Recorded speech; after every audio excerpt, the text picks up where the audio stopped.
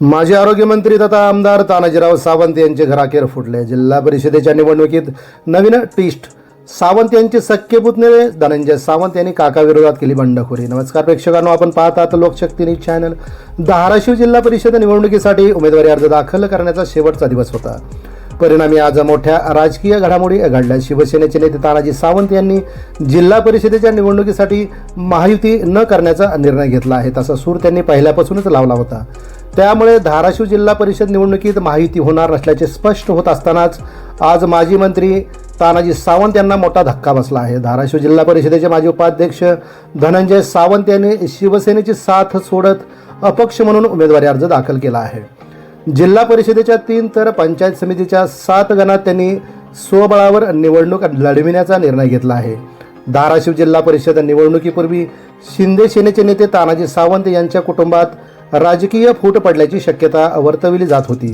ती उमेदवारी अर्ज दाखल करण्याच्या शेवटच्या दिवशी खरी ठरली आहे। पुतणे धनंजय सावंत यांनी तानाजी सावंत यांचे फोटो टाळून स्वतंत्र बैठकांचा धडाका लावला होता, तर तानाजी सावंत भाजप विरोधात आक्रमक असतानाच धनंजय सावंत भाजपाच्या संपर्कात असल्याची चर्चा होती। मात्र उमेदवारी अर्ज दाखल करण्याच्या शेवटच्या दिवशी धनंजय सावंत यांच्या गटाने अपक्ष लढण्याचा निर्णय घेतल्यामुळे शिवसेना शिंदे गटाला मोठा धक्का बसला आहे। काका पुतण्याच्या अंतर्गत कलहामुळे शिंदे सेनेच्या गोठात अस्वस्थता पसरली आहे। आज उमेदवारी अर्ज दाखल करून बाहेर पडताना धनंजय सावंत माध्यमांना सामोरे गेले। पाहूया काय म्हणाले ते। साहेब, तुम्ही आताच उमेदवारी अर्ज भरून आलेला आहात, नेमके कुठं कुठं तुम्ही उमेदवारी भरलेली आहे? मी या सार्वत्रिक निवडणुकीमध्ये जवळा जिल्हा परिषद आणि डोंजा जिल्हा परिषद या दोन्ही जिल्हा परिषद सर्कलमध्ये माझी उमेदवारी अर्ज दाखल केली। बरं, तुमच्यासोबत तुमचे समर्थकांनी देखील उमेदवारी दाखल केली आम्हाला कळते। किती जणांनी दाखल केली? जवळपास आम्ही 5 जिल्हा परिषद गटामध्ये आणि 11 पंचायत समिती गणामध्ये फॉर्म भरलेले आहेत। परंडा भूमवाशी स्वतंत्र गट म्हणण्यापेक्षा आम्ही अपक्ष आमचे अर्ज दाखल केलेले आहेत।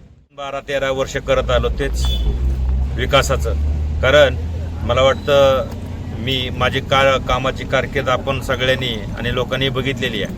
कारण 2012ला ज्यावेळेस बांधकामात सभापती झालो त्यावेळेस माझा कामाचा धडाका, उपाध्यक्ष झालो त्यावेळेसचा माझ्या कामाची पद्धत आणि जे काही मी सामाजिक काम या ठिकाणी करत आहे, निश्चित त्याची पोचपावती इथला मतदार राजा मला दिल्याशिवाय राहणार।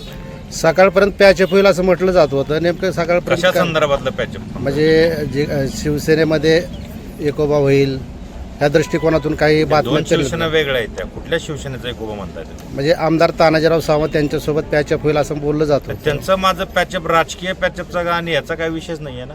मग तुम्ही स्वतंत्र गट भांडण झाले असं तुम्हाला कोणी सांगितलं? मग तुम्ही स्वतंत्र कसं काय लढताय?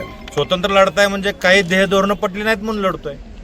लोकशाहीमध्ये प्रत्येकाला स्वतंत्र लढण्याचा अधिकार आहे।